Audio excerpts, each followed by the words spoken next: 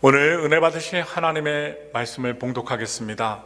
오늘 은혜 받으실 하나님의 말씀은 신약성경 사도행전 17장 16절부터 18절까지의 말씀입니다. 사도행전 17장 16절부터 18절까지의 말씀입니다. 우리 다 같이 믿음과 소망을 갖고 사도행전 17장 16절부터 18절까지의 말씀을 합독하겠습니다. 바울이 아단에서 그들을 기다리다가 그 성에 우상이 가득한 것을 보고 마음에 격분하여 회당에서는 유대인과 경건한 사람들과 또 장터에서는 날마다 만나는 사람들과 변론하니 어떤 에피쿠로스와 스토아 철학자들도 바울과 쟁론할세 어떤 사람은 이르되 이 말쟁이가 무슨 말을 하고자 하느냐 하고 어떤 사람은 이르되 이방신들을 전하는 사람인가 보다 하니 이는 바울이 예수와 부활을 전하기 때문이러라. 아멘. 옆에 분과 인사합니다. 사랑의 마음을 품고 우리 다 같이 이제 2달밖에 남지 않았습니다. 11월까지 지켜주신 하나님 12월까지 지켜주시길 바라며 올해 최고의 복을 받으세요. 하나님의 최고의 복을 받으세요. 하나님의 최고의 복을 받으세요. 최고의 복을 빌어주십시오. 여러분도 받고 저도 받고 빌어주는 사람도 받고 빔을 당하는 사람도 받기 원합니다. 오늘 저는 여러분들과 좀 전에 봉독한 사도행전 17장 16절부터 18절의 말씀을 가지고 예수와 부활을 전하기 때문이러라 라는 제목으로 여러분과 잠시 말씀을 나누겠습니다. 오늘의 본문에 보시면 에피쿠로스 학파와 스토아 학파라고 나옵니다. 이렇게 두 지파가 나와요. 에피쿠로스 학파의 창시자는 에피쿠로스라는 사람입니다. 그의 스승은 데모크리토스라는 사람이었는데 이 데모크리토스 학파의 유물론적 원자론이라는 이론이 있어요. 이 이론이 사실 에피쿠로스 학파의 그 전체의 중요한 부분을 차지합니다. 너무 자세히 아실 필요는 없지만 그래도 알고 성경을 읽으면 괜찮을 것 같아서 말씀을 드리는 것입니다. 그들이 추구한 윤리학이 바로 쾌락이었는데 육체적인 쾌락은 아니고요, 정신적인 쾌락을 추구했던 것 같습니다. 그 쾌락은 고통이 없고 마음의 평화와 평정이라고 그들은 생각을 했습니다. 그런 상태가 바로 아타락시아라고 정의하면서 그들은 철학을 사유했습니다. 이들은 영혼은요, 좀 전에 말씀드렸던 이론이 있죠. 원자라는 그 물질로 영혼이 구성되어졌기 때문에 사람은 그 사람의 죽음과 함께 사라진다라고 했습니다. 그래서 내세관이 없어요.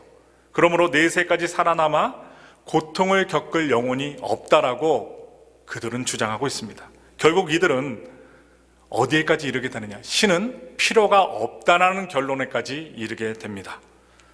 또한 스토아 학파가 있습니다. 이 스토아 학파의 창시자는 기원전 300년경에 활약했던 제논이라는 사람입니다. 이 스토아 학파는 완전한 결정론을 믿었습니다.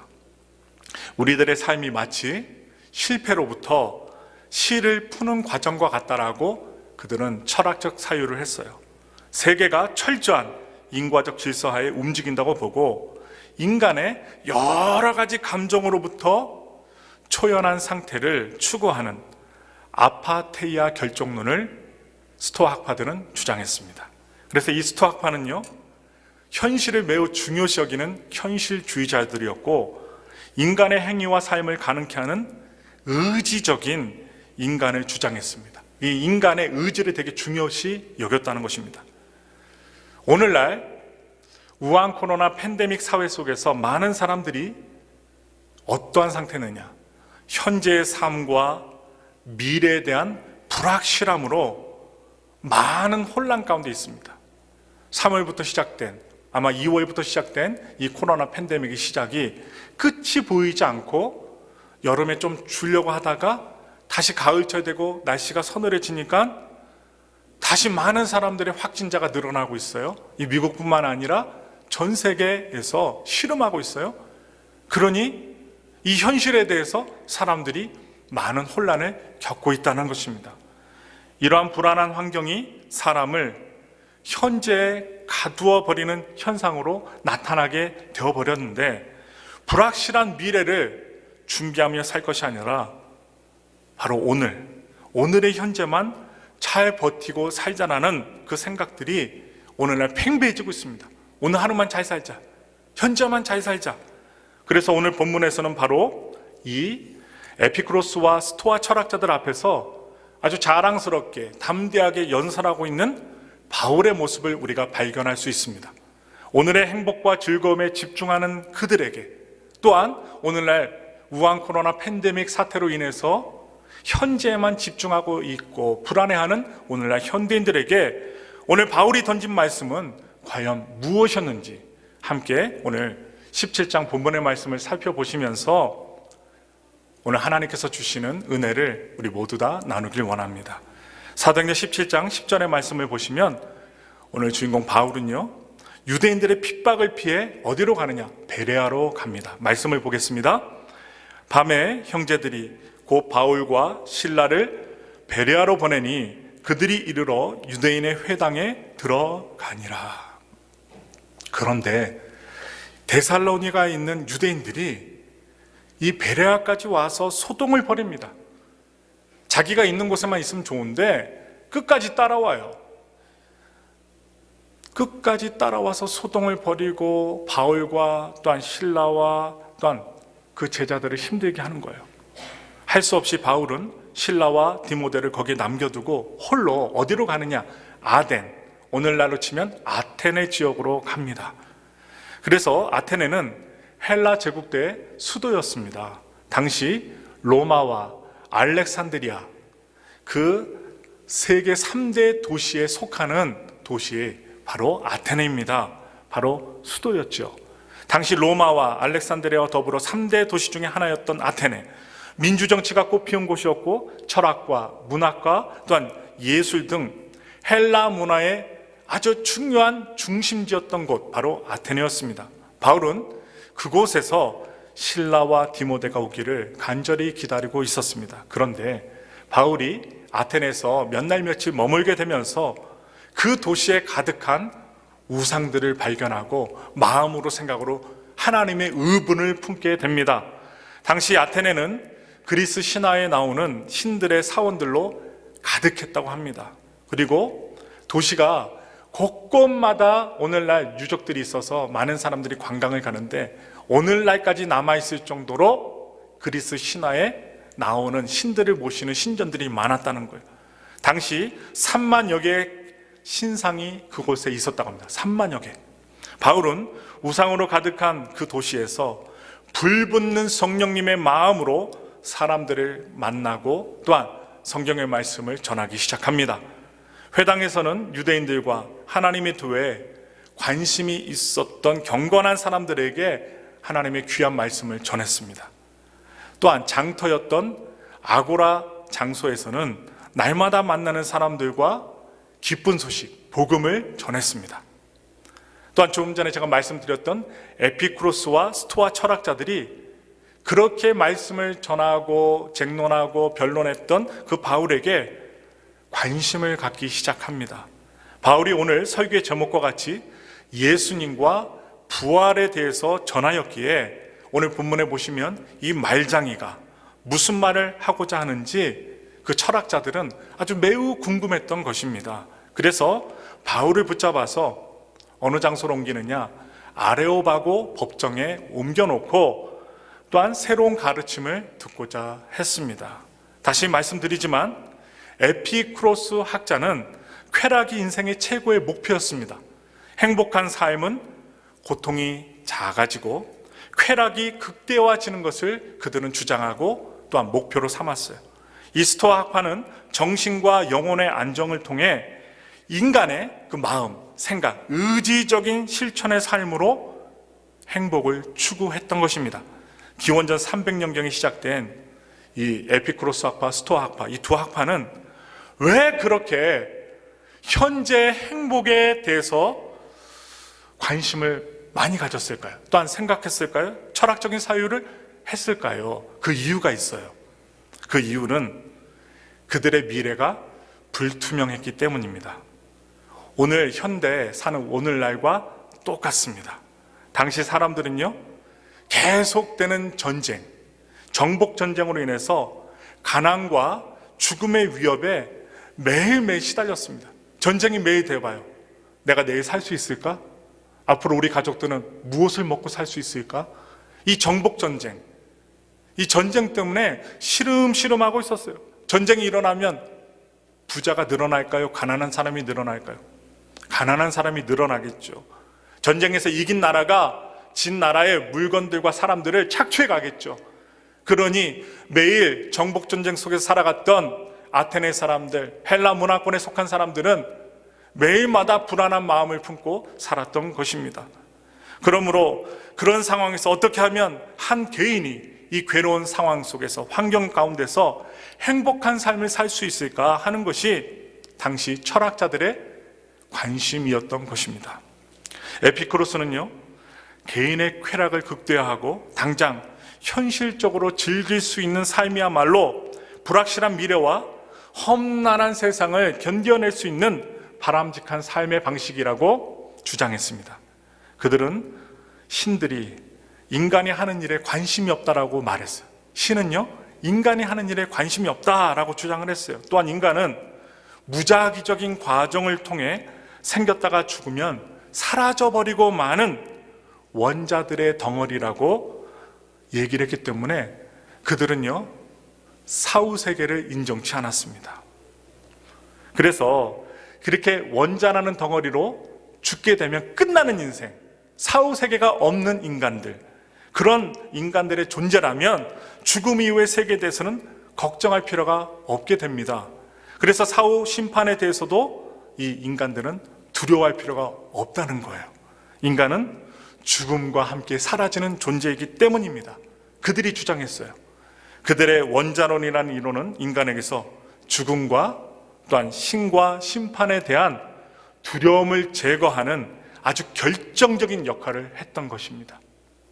그야말로 아주 죄가 많고 그리고 무능력한 인간들에게 세상이 주는 아주 좋은 달고 다른 복음을 전해준 거예요.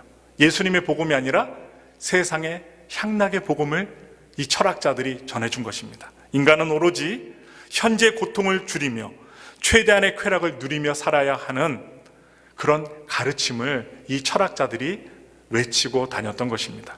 이런 사상을 가진 사람들을 향해 누가 나서느냐? 하나님의 사람, 성령의 사람, 말씀의 사람, 사도 바울이 말씀을 전합니다. 우리 다 같이 사도행전 17장 22절부터 23절의 말씀 읽겠습니다.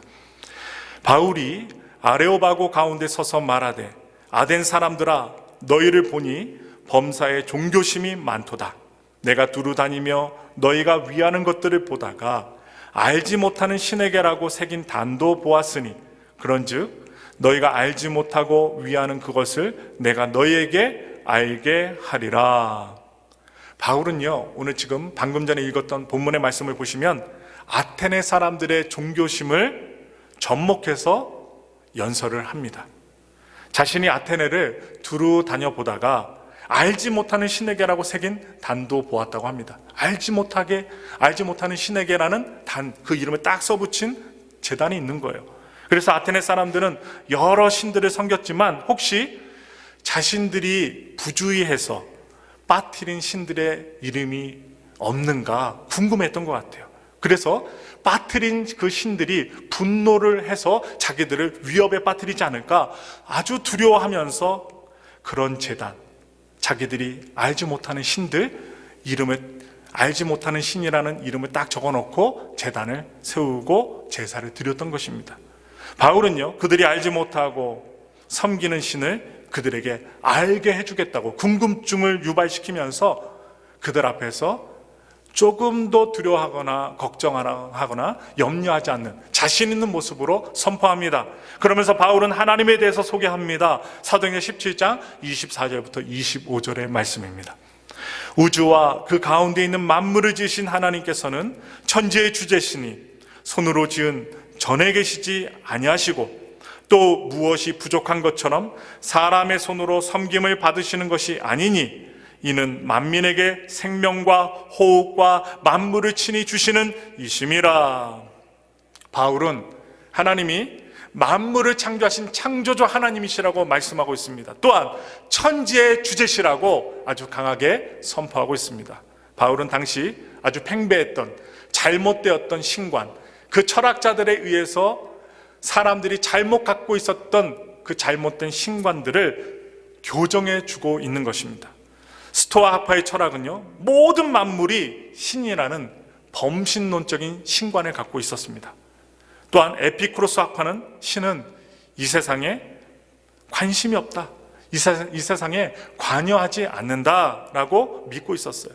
그런데 이렇게 주장하는 그 철학자들의 주장과 달리 바울은요, 하나님이 한낱 신전에 갇혀 만물의 인간의 섬김을 받는 분이 아니다, 그냥 이 성전 안에 갇힌 분이 아니다 라고 얘기하면서 오히려 만민에게, 세상 모든 사람들에게, 또한 자연 만물에게 생명과 호흡과 만물을 전하여 주시는 창조적인 능력의 하나님이라고 외치고 주장합니다. 하나님이 창조주라면 인간은 결코 우연히 발생한 원자가 아니라는 거예요. 바로 오늘 지금 하나님 앞에 믿음을 갖고 예배를 드리시는 여러분과 저는 죽으면 끝이 나는 원자 덩어리가 아니라는 것입니다. 생명의 호흡을 하고 있고 주님의 그 호흡과 그 믿음과 예수님의 보혈로 씻김 받은 우리는 영원히 살게 될 수 있는 천국에 간다는 거예요.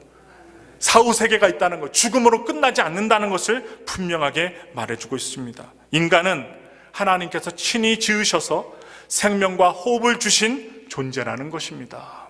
바울은요, 계속해서 말씀합니다. 사도행전 17장 26절부터 29절의 말씀이에요.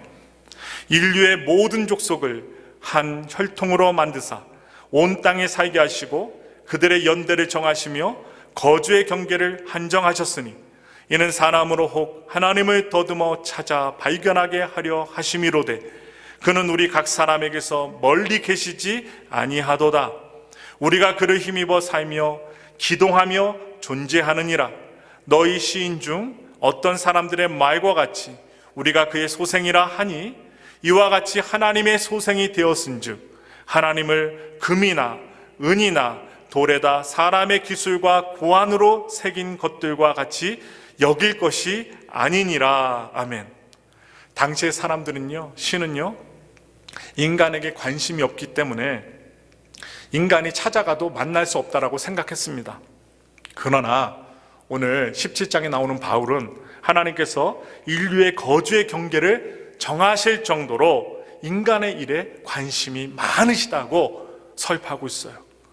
그리고 하나님을 찾으면 하나님을 발견할 수 있으며 또한 하나님은 각 사람에게서 멀리 계시지 않다라고 말씀합니다. 가까이 계시다고 말하고 있어요.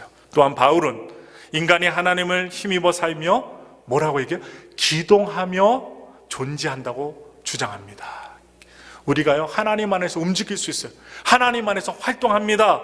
하나님의 성령의 생기를 받아서 우리는 살고 있다는 것을 말하고 있습니다. 그러기에 하나님을 돌에 새겨서 대신 우상으로 여길 것이 아니라 돌과 나무로 사람들, 하나님, 신적인 존재가 아닌 사람들이 만든 것에 신이라고 말하지 말고 가까이 계신 그분과, 보이지 않는 하나님, 그 하나님과 살아계신 관계를 맺으라고 오늘 사도 바울은 자세하게 이야기해 주고 있습니다. 이어서 바울은 그의 연설의 가장 핵심적인 내용을 선포합니다. 읽겠습니다. 사도행전 17장 30절부터 31절까지의 말씀입니다.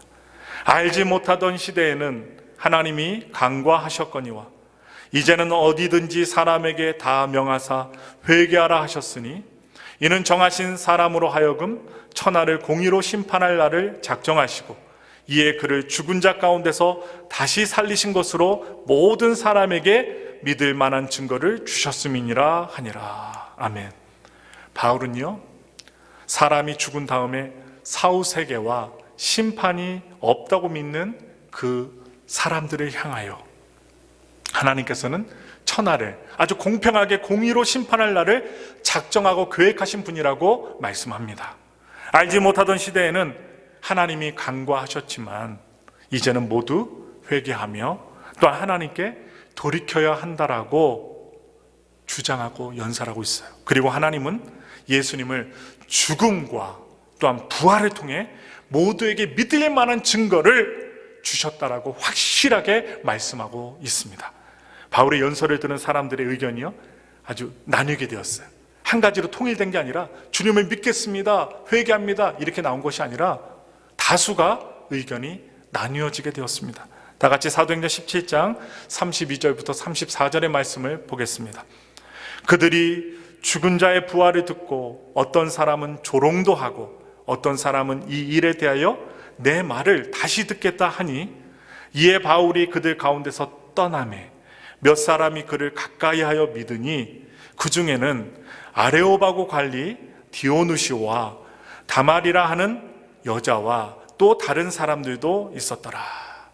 대부분의 사람들, 대부분의 철학자들은 심판과 사후세계를 믿지 않았기 때문에 이 사도 바울이 전한 심판과 부활에 대해서 조롱합니다. 비웃었습니다. 그렇게 반응을 했어요. 믿지 않았습니다. 오직 이 도시에서는, 이 아테네에서는 여러분 성경에 나오듯이 아레오바고 관리였던 디오누시오와 다말이라는 여자와 또 소수의 몇 사람들만 사울의 말씀을 믿고 따랐다는 것입니다. 예수 그리스도의 복음은 세상의 가치와 충돌합니다. 여러분 나가서 복음을 전해보세요. 다 믿으시는가? 다 사후세계를 믿는가? 아닙니다. 충돌합니다. 세상의 문화와도 충돌을 해요. 그래서 가치와도 충돌합니다. 그리고 그것은 역사를 통해서 계속 반복되고 있습니다. 오늘날 사람들 역시 심판하시는 하나님을 좋아합니까? 싫어합니까? 싫어합니다. 하나님은 사랑이 많으시다며 그런데 왜 심판하시느냐 하면서 교회를 비방하고 하나님을 비방합니다. 그리고 싫어해요. 하나님이 행하시는 공의로운 심판은 허상에 불과하다고 그들은 생각합니다. 그러므로 하나님은 인간에 의해 만들어진 신이며 따라서 하나님의 존재를 믿는 것이 바로 허상이라고 세상 사람들은 주장하고 있고, 오늘 아테네에서 아레오바고에서 서 있었던 에피쿠로스, 스토아 학파 철학자들은 비웃고 있습니다. 천국도 지옥도 없대요. 하나님과 상관없이 돌아가는 세상을 주장합니다. 따라서 하나님과 상관없이 현재 세상에서 바로 오늘 즐기고 싶은 쾌락을 모두 즐기며, 말로는요 정신적인 쾌락을 추구한다 했지만 정신적인 쾌락을 추구하고 평온하다 하면 어디까지 영향을 받을까요? 육체까지 쾌락을 영향을 받을 수 있다는 거예요. 그래서 이 쾌락을 모두 즐기며 살라는 것이 이 시대가 추구하는 가치라는 거예요. 아테네 시절 사도 바울이 있었던 그 시절에도 추구하고 있었고 바로 오늘날도 추구하고 있다는 사실이에요. 우리는 쾌락이 우상이 된 시대에 살고 있습니다. 물질과 돈이 우상이 된 시대를 살고 있습니다. 또한 이 미국은요, 어제 있었죠. 10월 31일 할로윈 데이죠. 이 할로윈 데이로 사람들이 귀신의 모습으로 분장하고 갇혀있고 기념하는 것을 보면서 여러분들은 바울과 같은 거룩한 분노가 느껴지지 않으십니까? 귀신처럼 행동하기 원하고 얼마나 귀신을 숭상하면 귀신의 분장을 하고 축제까지 벌입니다.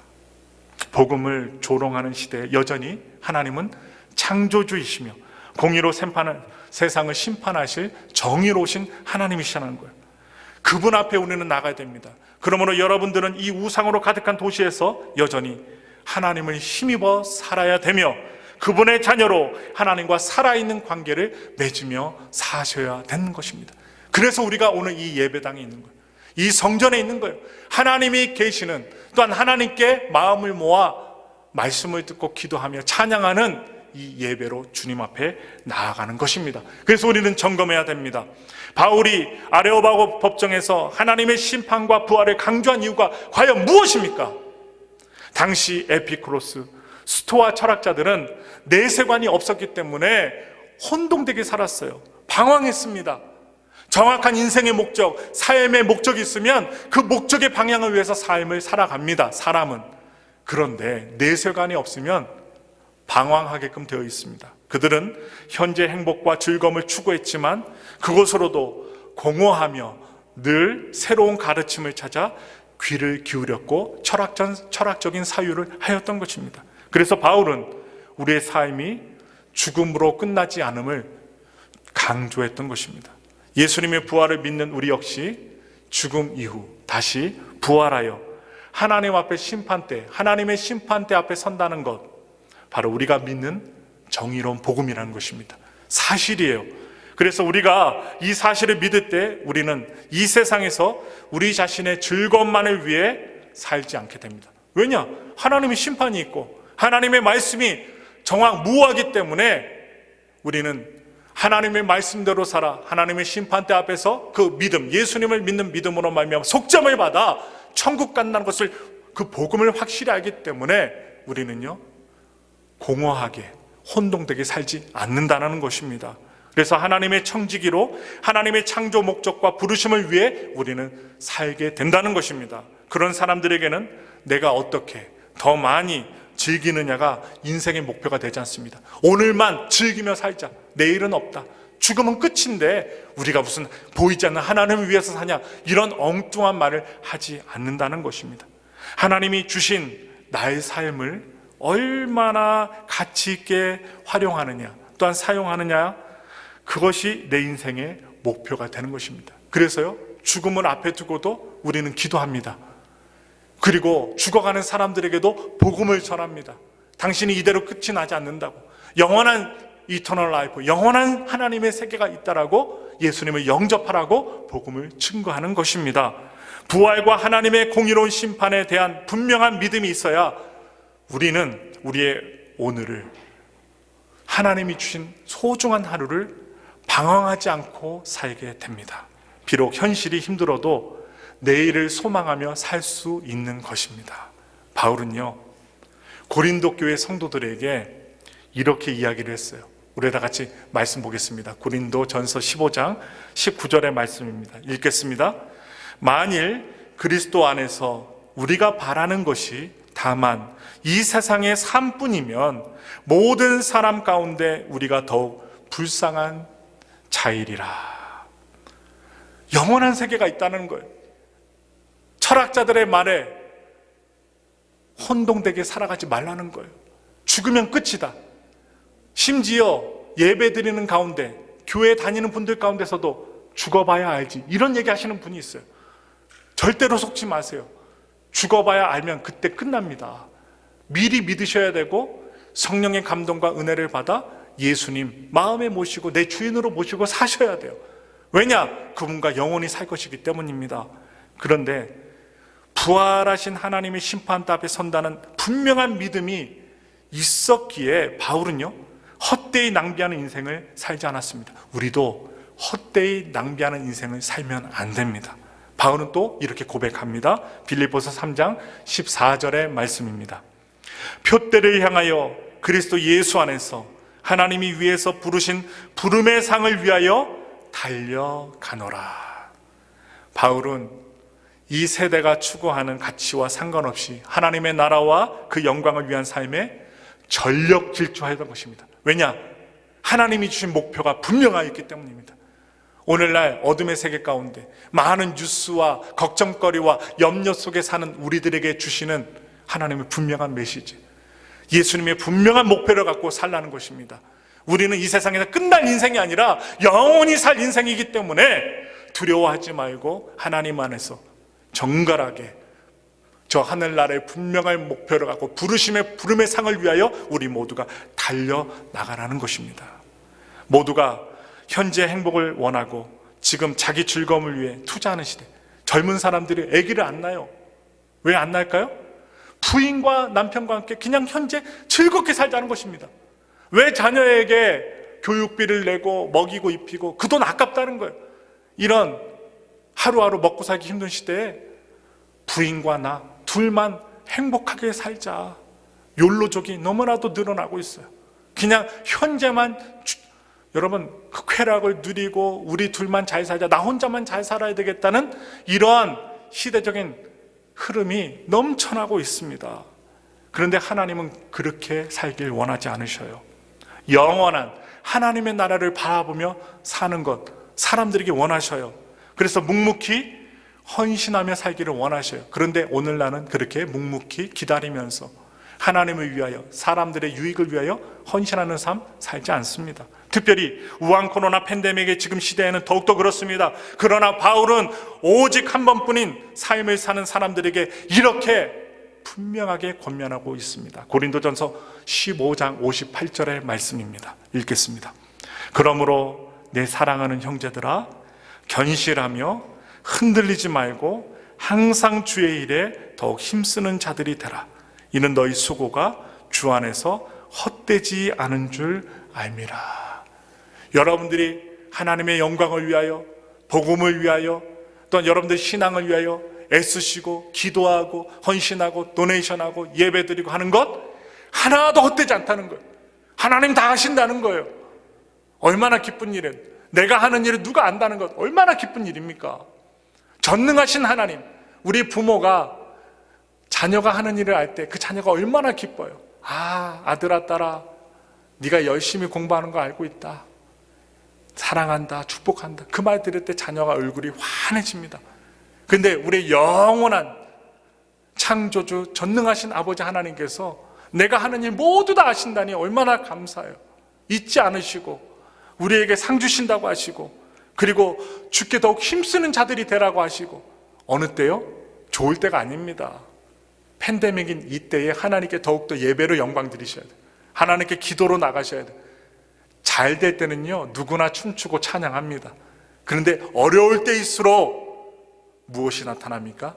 믿음의 진가가 나타나는 거예요. 그 사람이 참 신자인지 거짓 신자인지, 참 목회자인지 거짓 목회자인지 안다는 것입니다. 알 수 있다는 거예요.